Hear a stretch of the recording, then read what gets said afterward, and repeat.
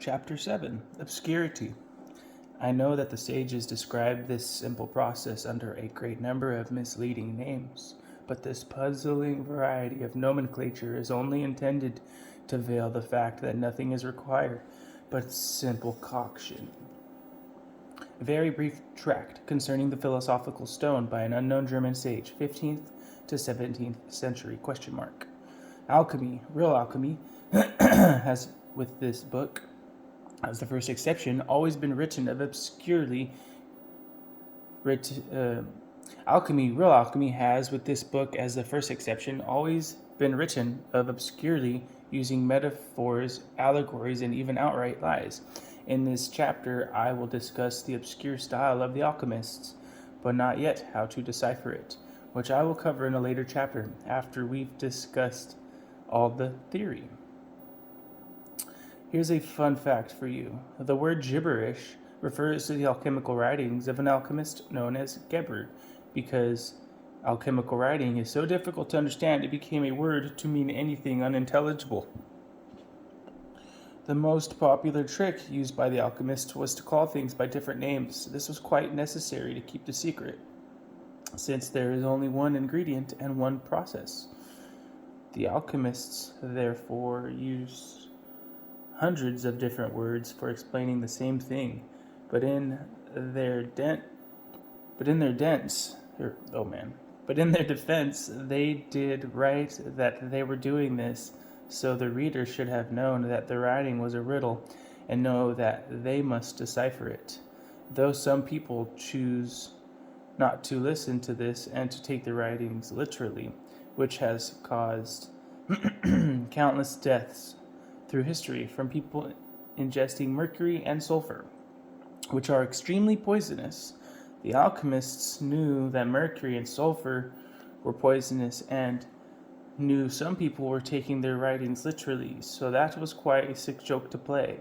In my opinion, they should have called it milkshake and jelly beans, which would still have been obscure, especially because those weren't invented yet, but would not have killed anyone. Additionally, the alchemists amused themselves by listing operations performed by nature, implying that the alchemist would be physically performing them, which is not the case. In truth, it is nature who makes the stone, while the alchemist only optimizes the conditions. This way, the alchemist can claim they told you the truth, but what they told you was something you don't need to know. I make known to all ingenious students of this art that the sages are in the habit of using words which may convey either a true or a false impression, the former to their own disciples and children, the latter to the ignorant, the foolish, and the unworthy. Bear in mind that the philosophers themselves never make a false assertion. The mistake, if any, lies not with them, but with those whose dullness makes them slow to apprehend the meaning. Hence it comes that, instead of the waters of the sages, these inexperienced persons take pyrites, salts, metals, and divers other substances which, though very expensive, are of no use whatever for our purpose. Ex Parmenides, the sages have written about many waters, stones, and metals for the purpose of deceiving you. Good heavens, how skillfully the sages have contrived to conceal this matter! It would surely have been far better if they had abstained from writing altogether, for the extreme obscurity of their style has overwhelmed thousands in ruin, and plunged them into the deepest poverty, especially those who set about this task without even the slightest knowledge of nature, or of the requirements of our art. What the sages write is strictly true, but you cannot understand it unless you are already initiated in the secrets of this art. Yea, even if you were a doctor of the doctors, and a light of the world, you would be able to see no meaning in their words without this knowledge. They have written, but you are none the wiser. They have they half wished to communicate the secret to their posterity, but a jealous feeling prevented them from doing so in plain language. Jealous sages have named many waters and metals and stones simply for the purpose of deceiving you. Herein the philosophers would warn us that they have used secrecy, lest the whole mystery should be manifested before all the world. Those who follow the letter of their directions are sure to be led astray, and to miss entirely the true foundation of our art. The fault, however, lies not with the sages so much with the ignorance of their readers. We may justly wonder that the sages who have written about this most precious and secret art have thought it necessary to invent so many occult and allegorical expressions, by means of which our art is concealed not only from the unworthy, but from earnest and diligent students of the truth. Foolish persons, indeed, who read their books and hear of the riches and all the other good things which this art affords, experience a pleasant tickling sensation in their ears, and straightway behold visions of themselves sitting on golden thrones and commanding all the treasures of the universe. They fancy that the art can be learned in the twinkling of an eye, soon come to regard themselves as great doctors, and are unable to conceive the possibility of their making a mistake or being led astray by the sages. Much less are they aware that it has always been the custom of the philosophers to conceal the fundamental facts of this art, and to reveal them to their own sons and disciples only in sententious allegorical sayings. It is impossible to read through all that the sages have ever written on this subject, but it is a still more hopeless undertaking to gather from their books a full and sufficient knowledge of our art, unless indeed God opens your understanding and gives you a real insight into the natural properties of things, and thereby into the sayings of those who speak of them. For it is nature alone that accomplishes the various processes of our arts, and a right understanding of nature will furnish you with eyes wherewith to perceive the secrets thereof. The Glory of the World, or Table of Paradise, by Anonymous, 1526 A.D. On reading the alchemical books, you will come across strange allegories, metaphors, and symbols. Don't think that the fancy words mean anything special. All this stuff about kings and unicorns and lions is not meant to teach you anything. It does have a meaning. The different objects represent different materials at certain stages of the process, but this only means something if you already understand how to make the stone. The alchemists used these symbols to communicate with other alchemists and prove to other alchemists that they had found the stone, but without anyone else knowing what they were talking about. For all that before me have written on this matter have rendered their books obscure and unintelligible by an exaggerated use of poetical imagery, parables, and metaphors, which grievously obstruct the path of those who first enter on this field of knowledge.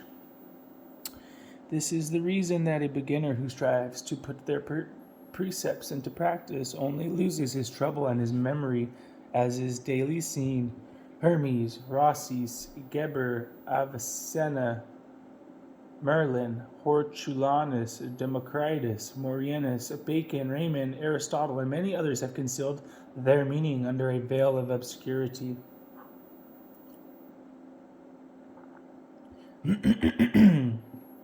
Hence their books, which they have handed down to us, have been a source of endless error and delusion to the vulgar and the learned. And in spite of the beautiful conceits which abound in their writings, no one has been able to find a path through the wilderness of their words. Yea, many have been reduced to despair. The Chemical Treatise, or The Ordinal of Alchemy, by Thomas Norton, 1477 A.D.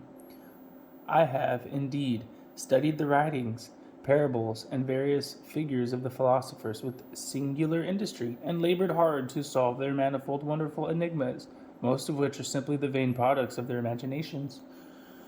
It was long before experience taught me that all their obscure verbiage and high pretensions are mere folly and empty phantasms, as is amply testified by our leading sages.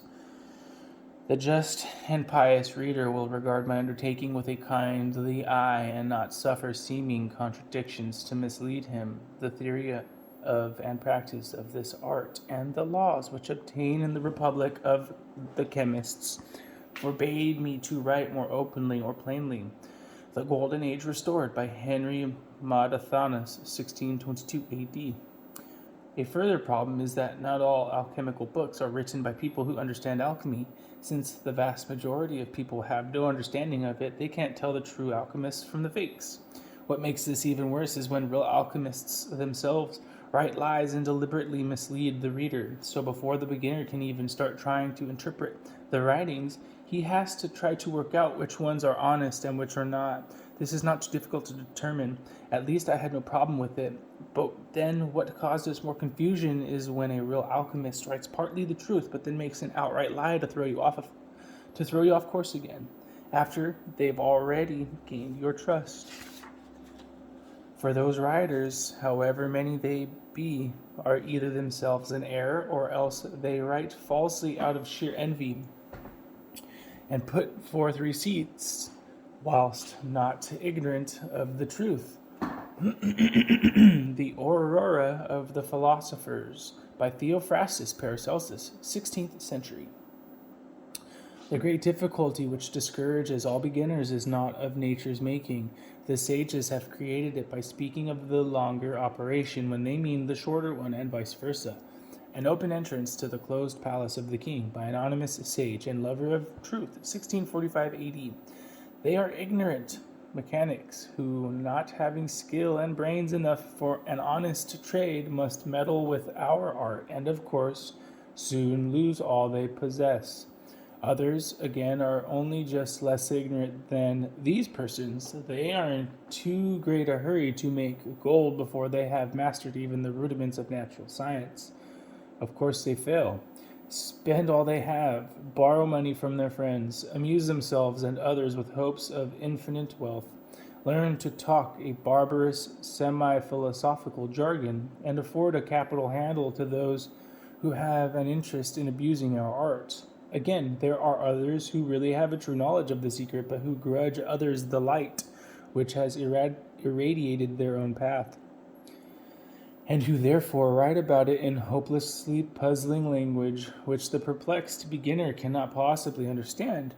To this class belong Geber, Arnold, and Lullius, who would have done much better service to the student if they had never dipped pen in ink. The consequence is that every one who takes up this study at once finds himself lost in a most perplexing labyrinth of falsehood and uncertainty, in which he has no clue. Some boastful and arrogant sophists, who have read it in books that our mercury is not common mercury, and who know that it is called by different names, do not blush to come forward as pretenders to knowledge of this art, and take upon themselves to describe this solvent as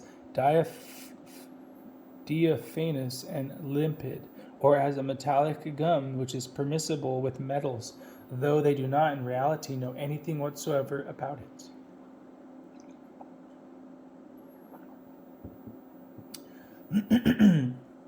The same may be said of those who would extract our mercury from herbs or other still more fantastic substances. These gentry know not why the sages do not use mercury, such as is sold by apothecaries, as their substance. They are aware of the fact, but are unacquainted with its causes, and the consequence is the idea which they have that anything which changes the nature of common mercury will convert it into that of the sages. But in regard to these foolish persons, I have already expressed our opinion. The Metamorphosis of Metals by Irenaeus Philalethes, 1694 AD. Saying all this, it is true that some alchemists wrote very plainly about the art. Writings from the 17th century especially are much clearer than the older writings, which you will learn about in the history section. No one ever gave away the entire process in one book, but some gave direct and lucid instructions on specific operations in the process, or theory. This is how I came to understand the writings. The first step is to be able to tell the truth from the lies, which came easily to me. I have a knack for it. Then, on finding the first few pieces of the puzzle, one can decode the metaphors, and everything starts to snap into place. Additionally, I feel I should say a few words about telling which alchemical books are genuine and which are not. At first, it is difficult for one to tell, as one needs to already understand alchemy in order to know which texts are genuine. This is a bit of a catch-22 situation.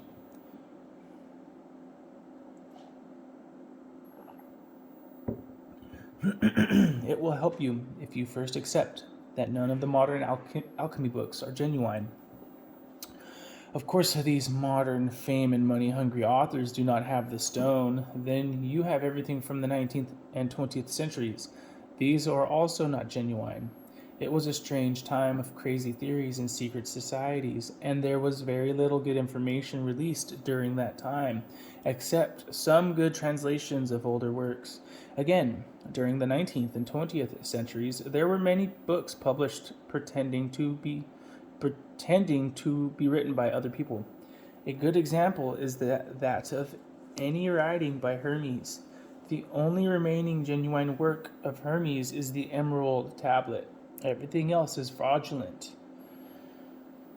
written under his name only to sell more books. You can tell the real time period from which a book was written by considering the writing style, which does still pass over even through translations. Only Fulcanelli wrote genuine alchemical books in modern times, but his works, all two of them, are not particularly useful for reasons I will cover in the Fulcanelli chapter.